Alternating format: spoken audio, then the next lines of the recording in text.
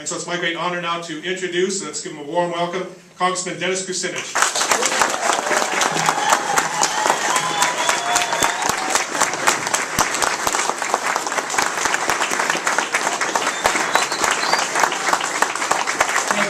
Thank you, and thanks to all of you. Thank you, Victor, Josie, and to all of the distinguished labor officials who are here, distinguished public officials, and to the rank and file.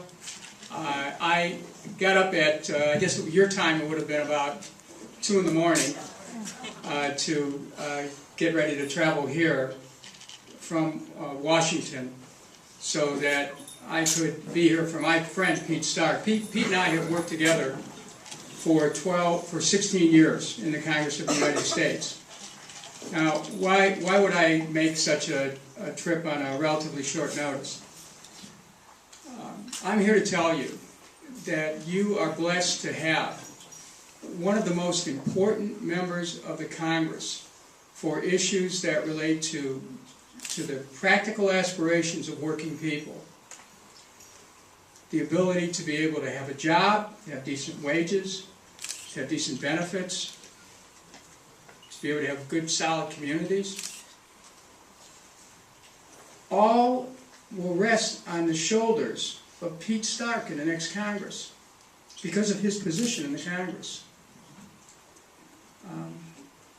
So I came here to tell you how important these next 48 hours, 72 hours are in terms of this community. You know, I'm proud to be here in a labor organization. I'm a member of the IATSE Local 600, which is headquartered. Yeah. So I'm a member of the AFL-CIO. I watch all the labor issues. I'm on the committee that watches all the labor issues. This week we could very well end up with another vote on project labor agreements, Victor. Yeah, yes. You know, the way that we've secured quality construction and workers' rights is to have contractors who are conscientious, who are ready to pay a prevailing wage, who are ready to have good working conditions for their workers, come together and sign an agreement with respect to the conditions under which people work, including wages. Republicans are attacking that right now.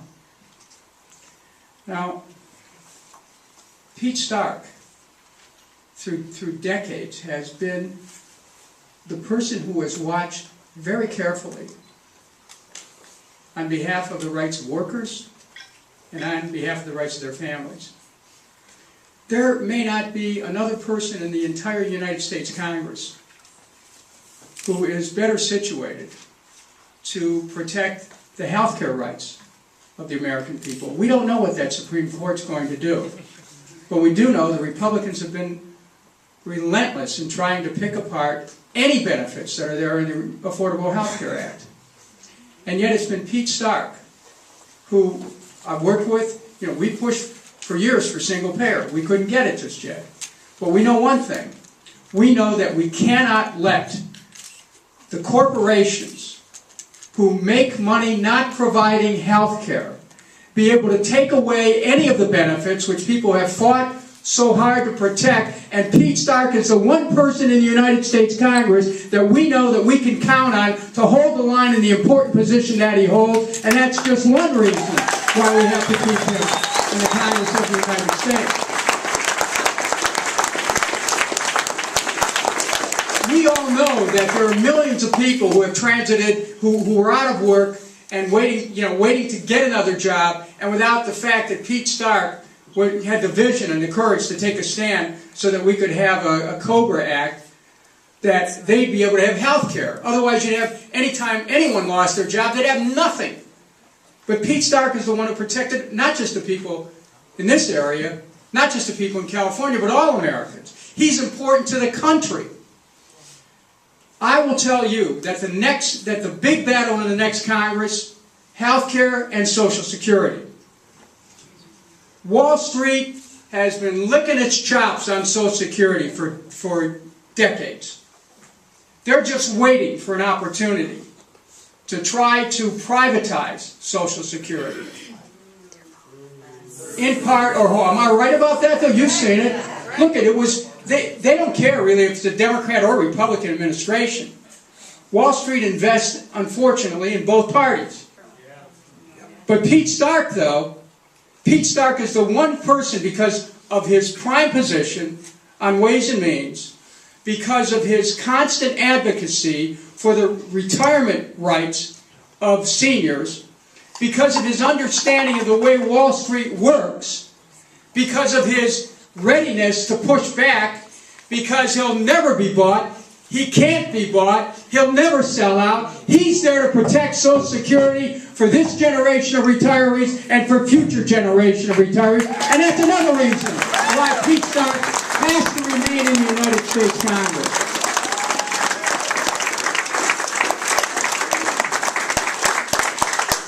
We've worked closely together for 16 years. And I've studied Pete Stark. What I've seen is someone who is unflappable, who cannot be intimidated, who is not afraid to take a stand. And when our country lost its way on so many foreign policy adventures, there was Pete time and time again, warning with his voice, warning with his vote, don't go that way. We've got to take care of things here at home. There are ways to protect America without attacking other countries. Right. Pete Stark is a rarity in the United States Congress in that regard.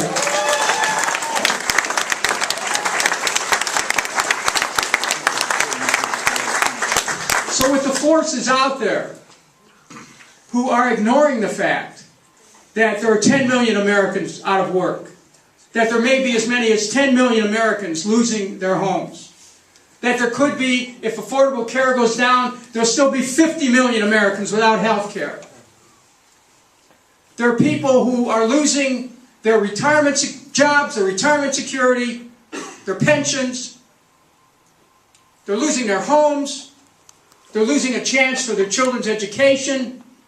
And there's one man in the United States Congress who in the next Congress is going to be in a singular position to be the person who protects the practical aspirations of people, to be the person who stands up for economic justice, to be the person who stands up for workers' rights, to be the person who is unafraid, to be the person who can't be bloodied and can't be bowed because he stands up for the people and always does what's right. And that's Pete Stark. That's why I'm here, to let you know how important he is. Not just to this community, but for the whole country. It's great to be here in the Labor Hall. But we all know what happened a couple years ago when Labor was told, if you back the Democrats, you're going to have employee-free choice. Well, unfortunately, our party didn't deliver. But one thing about Pete Stark, he has kept pushing over and over again inside the Democratic caucus, on the floor of the House, to say that, look, we made a deal with Labor. We said that we'd help. We said that we'd deliver. And there's still a promise that has to be kept. There is still a promise that has to be delivered. And Pete Stark is the one that's going to be there to keep pushing employee-free choice. Because in a democratic society, the right to organize, the right to collective bargaining, the right to strike, the right to decent wages and benefits, the right to a safe workplace, the right to a secure retirement, the right to be able to sue an employer if they maintain an unsafe workplace, the right to participate in the political process. These are fundamental democratic rights. They're workers' rights, and Pete Stark is the one person in the next Congress you can count on to defend the workers' rights and to defend people's opportunities for the economy in this future.